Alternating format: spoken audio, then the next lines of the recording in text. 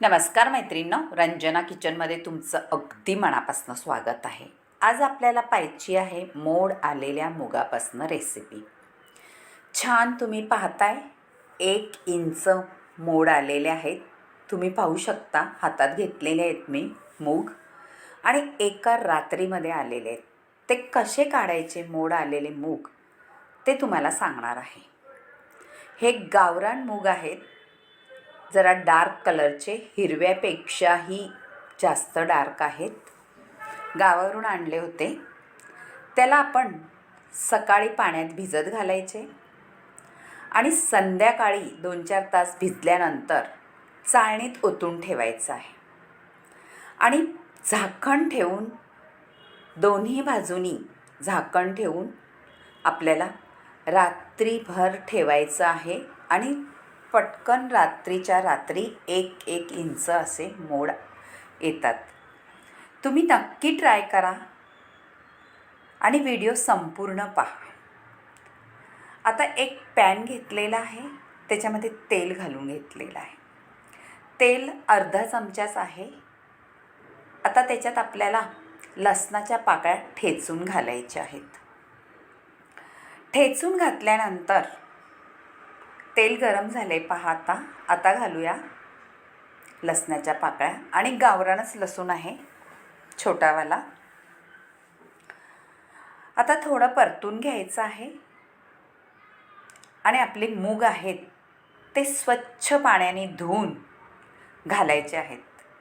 कारण आपण भिजत घातले होते, मोडही काढून घेतलं तर थोडासा असा उग्र वास यायला नको, म्हणून स्वच्छ पाण्याने धुवून घ्यायचे आहेत आणि आपल्याला लोखंडाच्या पॅनमध्ये परतून घ्यायचे आहेत. आणि परतून का घ्यायचे हे सुद्धा सांगणार आहे. व्हिडिओ संपूर्ण पहा, कारण मूग आपल्या शरीरासाठी अगदी उत्तम रेसिपी आहे आणि मुगामध्ये विटॅमिन सी, मोड आलेल्या मुगामध्ये भरपूर प्रमाणात असते. आपल्या शरीराला प्रोटीन, विटॅमिन, आयर्न हे सगळं मुगामध्ये असतं.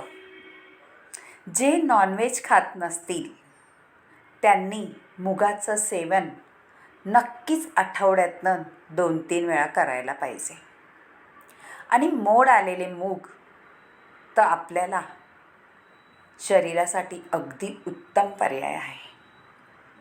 आता एका बाजूला भाजायला ठेवलेले मूग आता मी कढई ठेवणार आहे. त्याच्यात तेल घालून जिरं, मोहरी आणि हिंग ह्याचा तडका दिलेला आहे आणि एक मोठा कांदा आहे, तो सुद्धा कापून घातलेला आहे. जास्त वेळ न लागता ही रेसिपी होते मैत्रिणींनो आणि चविष्ट एवढी होते, ती सुद्धा भाजक्या मुगाची. आपण लोखंडाच्या पॅनमध्ये मूग भाजून घालणार आहे, याचा अर्थ त्याचा आरोमा खूप सुंदर येतो आणि खायची टेस्टही खूप भारी लागते. आता तेलामध्ये कांदा टाकल्यानंतर कढीपत्ताही घालून घेतलेला आहे आणि 1 टॅमॅटोही घालून घ्यायचा आहे. दोन्ही छान परतून घ्यायचे आहेत, मऊसूत होस तोपर्यंत. आपले मसाले आहेत बेसिक, ते सुद्धा घालून घ्यायचे आहेत. प्रत्येकाच्या घरामध्ये बेसिक मसाले असतात, जास्त काही वेगळे नसतात, थोडंफार वेगळं असतं.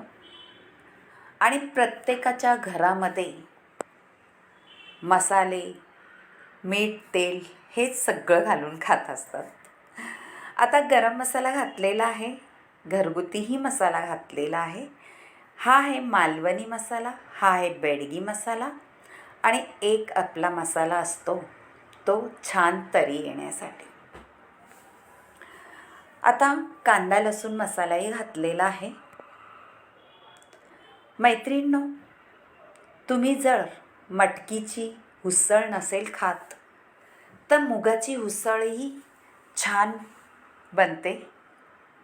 चवीनुसार मीठही घालून घ्यायचं आहे आपल्या मसाल्याच्या अंदाजाने.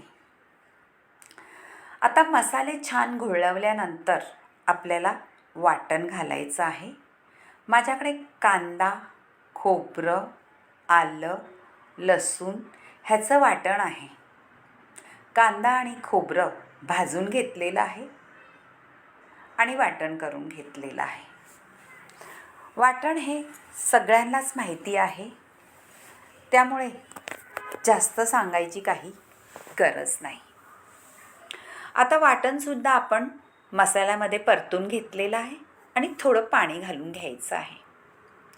पाणी यासाठी घालायचं आहे, आपल्याला ग्रेव्ही करायची आहे आणि ग्रेव्ही छान शिजल्यानंतरच तरी भारी येते.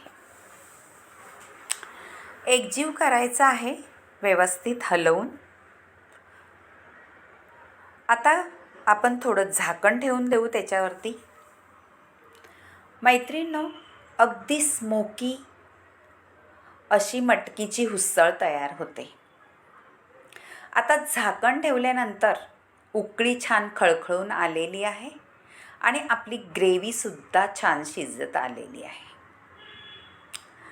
तेलही सुटलेलं आहे थोडंफार. पहा, सुंदर ग्रेव्ही होणार आहे ही. तुम्ही आता आपले भाजून घेतलेले मोड आलेले मूग ते सुद्धा याच्यात घालून घ्यायचे आहे. त्याचा आरोमा इतका छान येतो, घरभर पसरला जातो. तुम्ही मिसळ तर खाताच, पण असं उसळ खाऊन बघा मुगाची, काय भन्नाट पदार्थ होतोय. नक्कीच तुम्हाला पाहताच तोंडाला पाणी सुटेल आणि करून पाहाल ही मुगाची उसळ, मोड आलेल्या मुगाची उसळ. आता आपली ग्रेव्ही एकत्र करून घ्यायचं आहे मुगामध्ये आणि आपल्याला थोडा 2 मिनटं झाकण ठेवायचं आहे, म्हणजे आपले मसाले त्याच्यात छान मुरणार. आणि तुम्हाला थोडी ग्रेव्ही हवी असली तर गरम पाणी घाला मैत्रिणींनो, थंड पाणी घालू नका. थंड पाणी घातलं तर आपले मोगही आपण भाजून घेतलेले आहे, ग्रेव्हीही शिजलेली आहे आणि थंड पाणी घातले का चव कमी होते. म्हणून आपल्याला थोडं गरम पाणीच घालायचं आहे, म्हणजे उकळी पटकन येते आणि आपल्या उसळीला चवही भारी येते. आता आपल्याला एक छान उकळी घ्यायची आहे. त्यापूर्वी कोथिंबीर घालून घ्या, हिरवीगार. आपल्या रेसिपीची जान असते कोथिंबीर. कोथिंबीर घातलं का कोणताही पदार्थ छानच दिसतो. आता झाकण ठेवून उकळी आणलेली आहे आणि तेलही आता बाजूला छान सुटलेलं आहे. आपली उसळ आता तयार झालेली आहे आणि नक्की करून पहा. आणि रंजना किचनला लाईक करा, शेअर करा, कमेंट करायला विसरू नका, सबस्क्राईब करा. आता वाढून घ्यायची आहे. तुम्ही भाकरीसोबत खा, चपातीसोबत खा, पावासोबत खा फरसाण घालून, तरीसुद्धा तेवढीच चांगली लागणारी आहे. आणि भातासोबतसुद्धा तुम्ही खाऊ शकता, कारण त्याच्यात आपली ग्रेव्ही आहे. अशाच नवनवीन रेसिपीमध्ये पाहत राहा आणि रंजना किचनला लाईक करत जा, शेअर करत जा, कमेंट करत जा. सुंदर कलर तर आलेलाच आहे, पण चवही भारी लागणार आहे. बाय मैत्रिणींनो, भेटूया अशाच नवनवीन रेसिपीमध्ये. तोपर्यंत उसळीचा छान स्वाद घ्या. Bye bye.